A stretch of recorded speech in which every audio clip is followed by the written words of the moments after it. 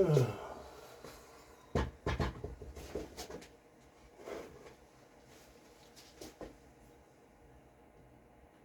truth be told, the dovetails I cut in the previous video, I didn't like. They were sloppy.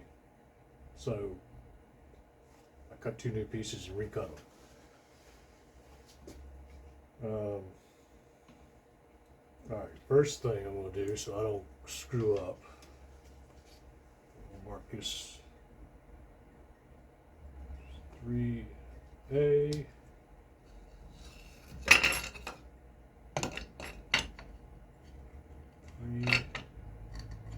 A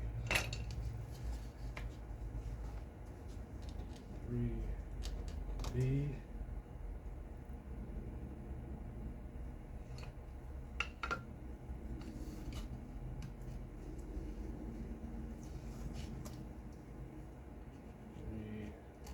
B,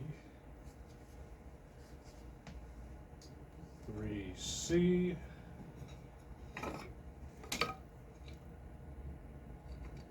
3C,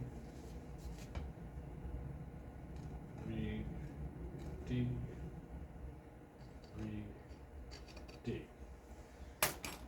Now that I got all these marked, I won't be flipping, flopping them and cutting them backwards, I hope. But I have faith in myself that I can still screw it up. Alright.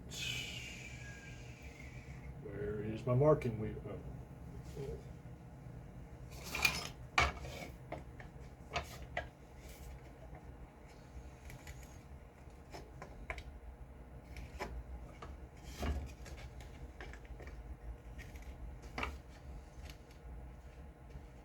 Go ahead and mark all my lines to get my knife wall,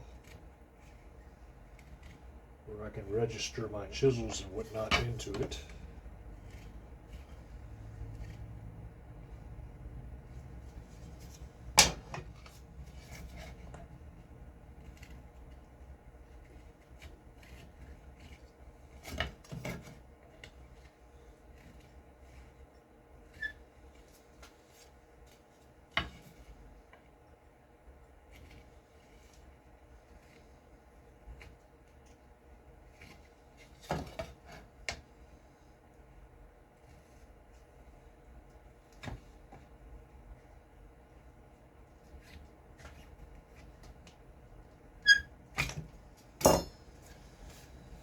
All right. Let's see. We got 3B, 3B.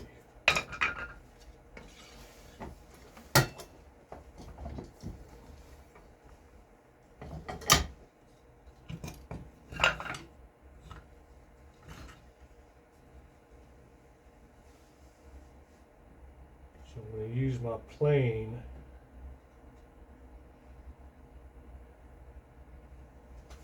to square that in the vise, hopefully.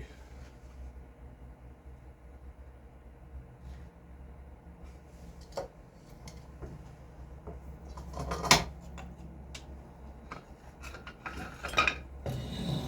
then create a platform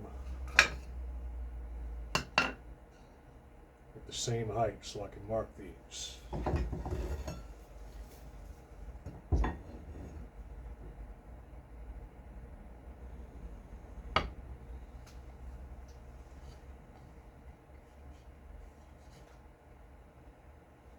This is another area where I have a lot of difficulty because normally I would take this hand and mark with this hand, but in this situation this hand's all but useless, so I'm going to use the hold fast.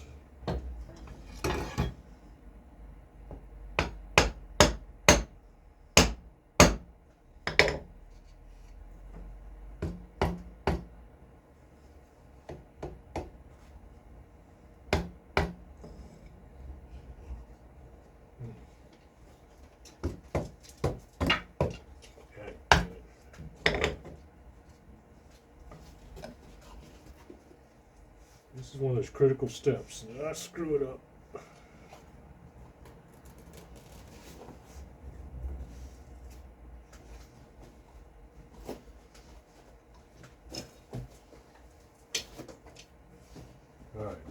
think I got it flush. I think I got it square.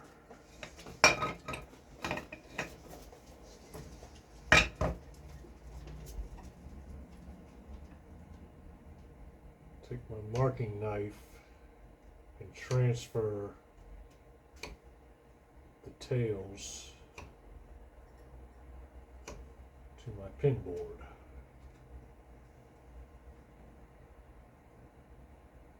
I bet my big bus head is in the way, cutting everything up.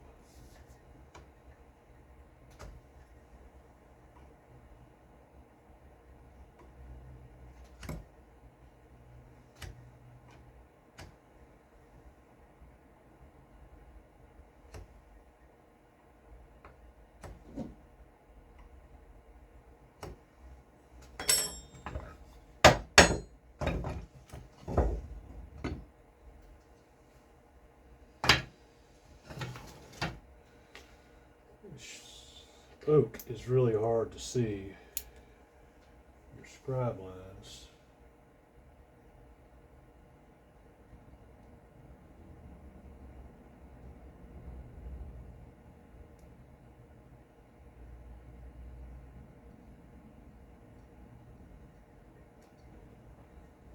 Now, another critical thing you want to do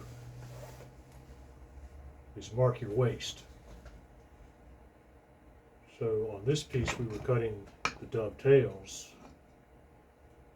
We want to make sure we don't do is cut the pins out. We want to cut this negative space out here.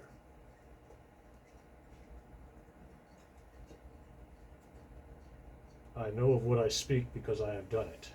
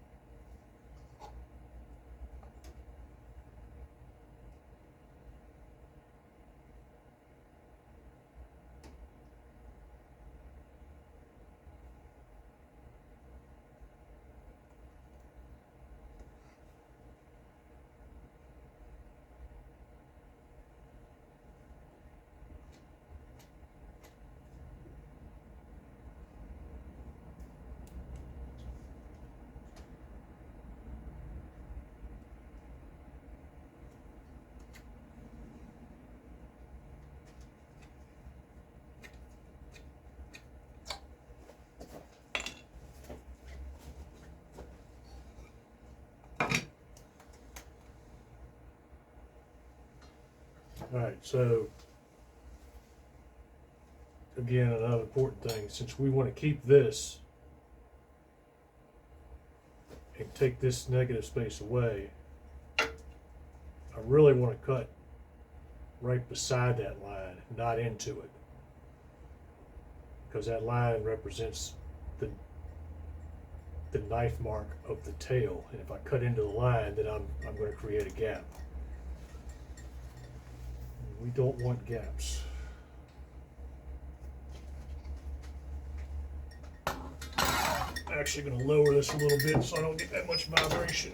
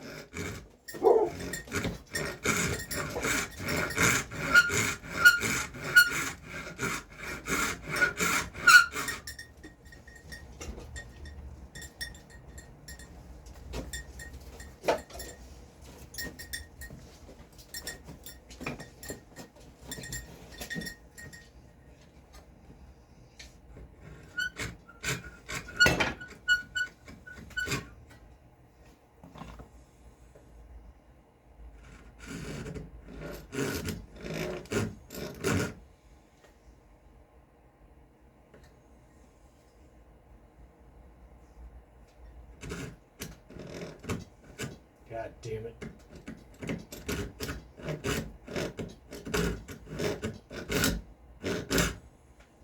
Sometimes that saw will actually track into the knife mark, which is what just happened.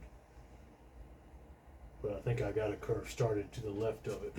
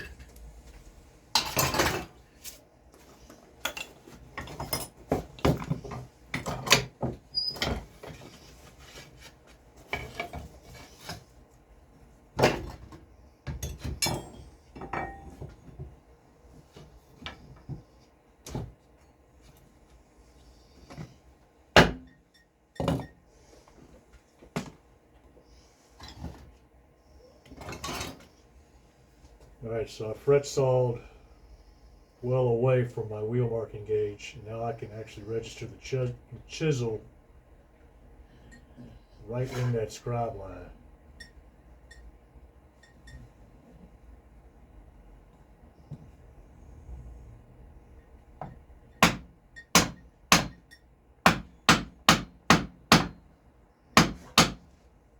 I'm going to go halfway through.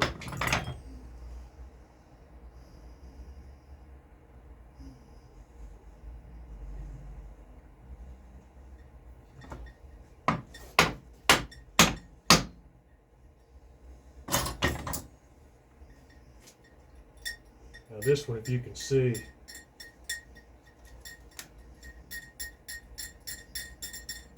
there's my scribe line. I got more wood, more meat left in there. And if I jump right in my knife wall right off the bat, that's enough wood to put pressure on the bevel and push my chisel backwards, moving my knife wall basically. So what I need to do is come up out of my knife wall a little bit forward and take some of this meat out of here before I jump into the knife wall.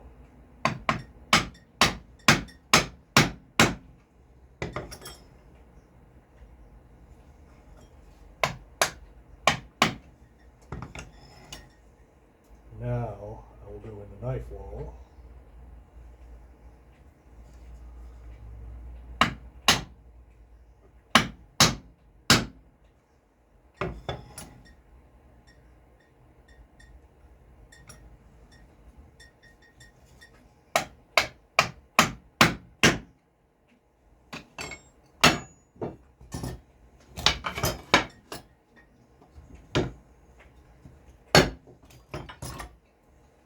Same thing, there's a lot of wood still there, so I'm gonna take some of that meat out of there.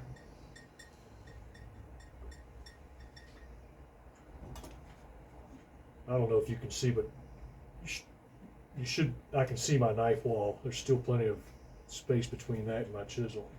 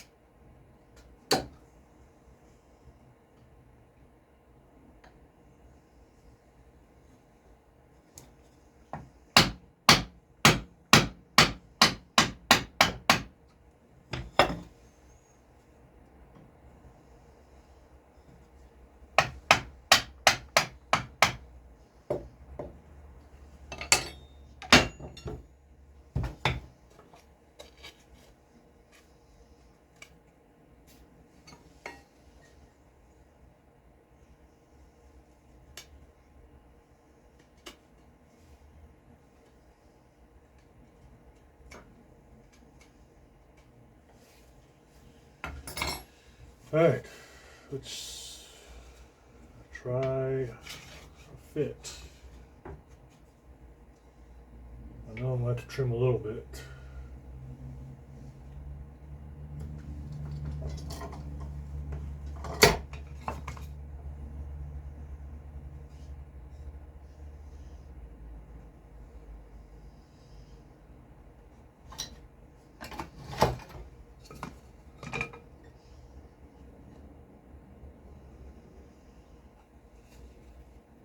Another thing I forgot. To help get started, come in and back bevel.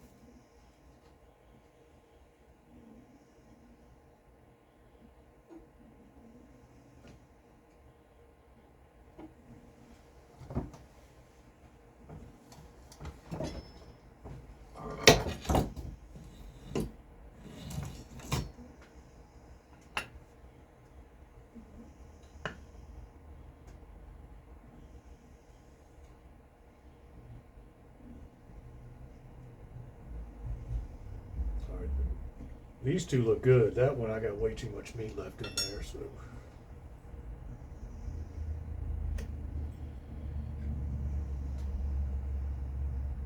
Pretty damn close.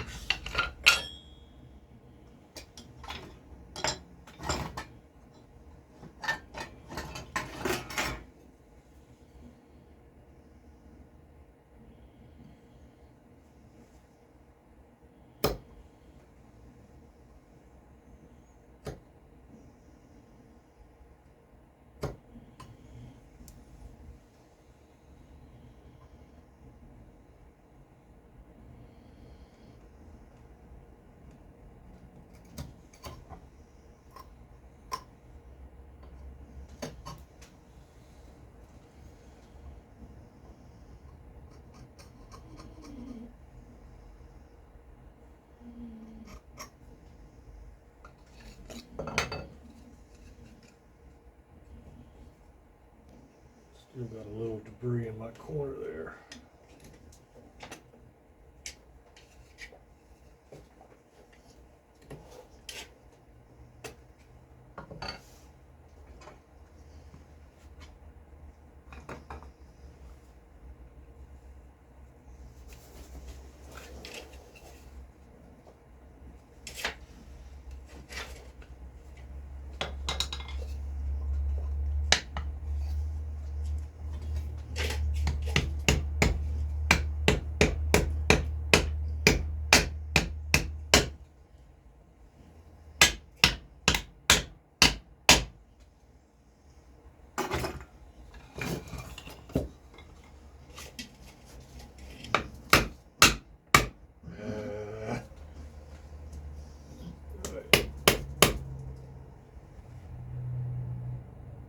almost there, but a little crack starting right there.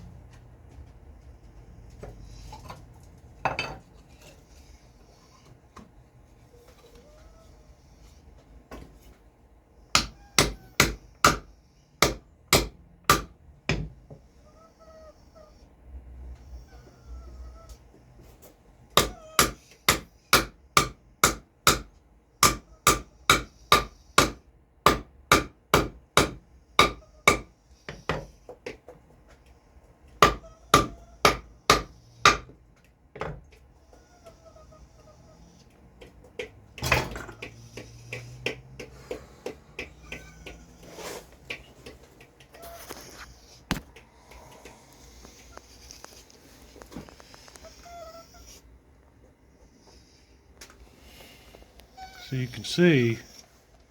Stop! God damn. I got a little gap there. And I don't know why. I keep getting that gap in the same place every time. I mean, even on these other drawers. That right hand, I don't know what I'm doing. I'm starting to think I'm putting too much pressure on the knife when I'm transferring marks or something, but I mean, these are all pretty good over here, and it's always that right hand one I get a little gap, but I think I can live with it. But that's the gist of it. So I got 1, 2, 3, 4, 5, 6, 7, 8, 9, 12 more to go. I think I'll try again tomorrow.